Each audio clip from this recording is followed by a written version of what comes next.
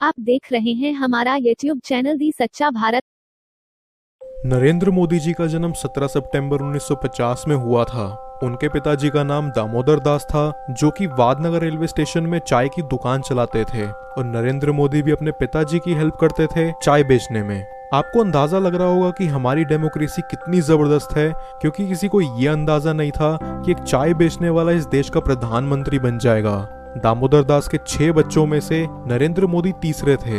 इनकी माताजी का नाम हीराबेन मोदी है।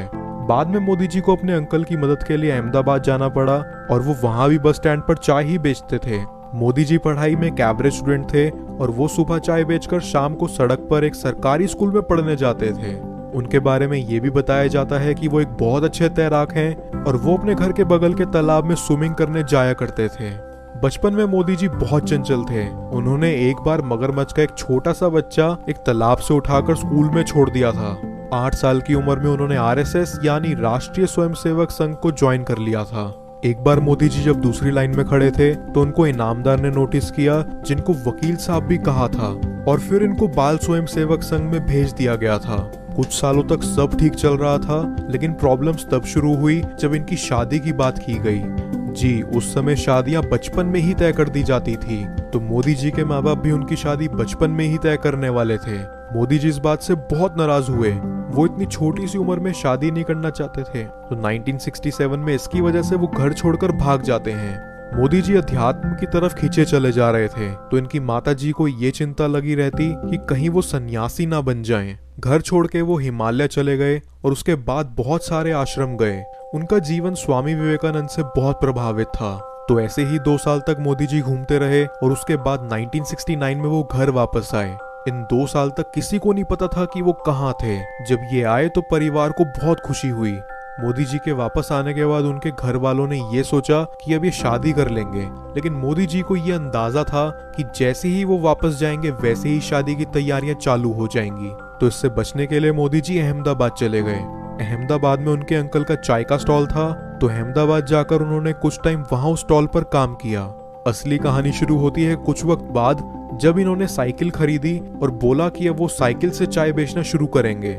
अहमदाबाद में गीता मंदिर पर ये चाय बेचते थे और वहीं बगल में आरएसएस का हेडक्वार्टर था, तो लोगों को आना जाना वहां पर लगा रहता था। उसी जगह एक बार फिर से इनामदार ने उनको देखा और उनके पास आरएसएस पूरी तरह ज्वाइन करने का प्रस्ताव रखा और वहां से फिर ये आरएसएस के कैंपेनर बन गए। इसी दौरान उन्होंने बैचलर ऑफ आर्ट्स की एक degree school of open learning Delhi से पूरी की। मोदी जी ने एक आरएसएस कैंपेनर के तौर पर कमाल कर दिया। 1977 में जब इंदिरा गांधी ने इमरजेंसी लगाई तो हर इंदिरा विरोधी अंडरग्राउंड हो गया।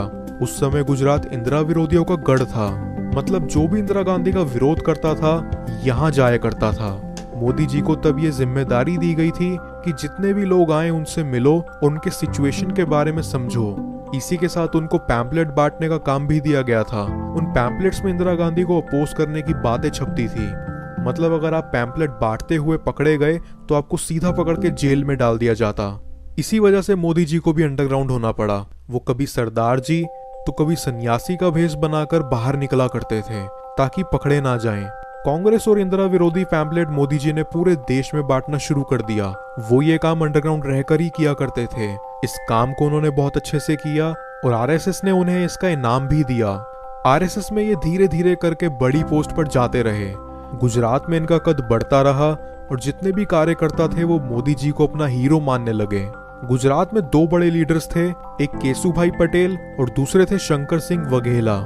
शुरू में ये लोग मोदी जी को लेकर बेफिक्र थे, क्योंकि इनको लगता था कि ये तो बच्चे हैं और ये तो हमारे लिए काम करते हैं, और मोदी जी को ये बोला गया था कि तुम इन दोनों को सपोर्ट करके और मजबूत करोगे। लेकिन हम आपको बताएंगे कि कैसे मोदी जी ने अपनी मेहनत और चालाकी से इनसे इनकी सत्ता ही छीन ली। 1986 में जब लाल कृष्ण आडवाणी बीजेपी के प्रेसिडेंट थे और बीजेपी की कमान एलके आडवाणी, मुरली मनोहर जोशी और अटल बिहारी वाजपेयी के हाथ में थी, इन लोगों ने 1987 में मोदी जी को गुजरात का ऑर्गेनाइजिंग सेक्रेटरी बना दिया। मतलब अगर गुजरात में मोदी जी की कोई भी यात्रा या रैली होती तो उसको ऑर्गेनाइज कराने का काम मोदी जी का था। इस दौरान मोदी जी ने बहुत सारी यात्राएं ऑर्गेनाइज की, जिनमें से सबसे ज्यादा मशहूर थी 1990 में एलके आडवाणी की राम रथ यात्रा और 1991 से 1992 में एमएम जोशी की एकता यात्रा।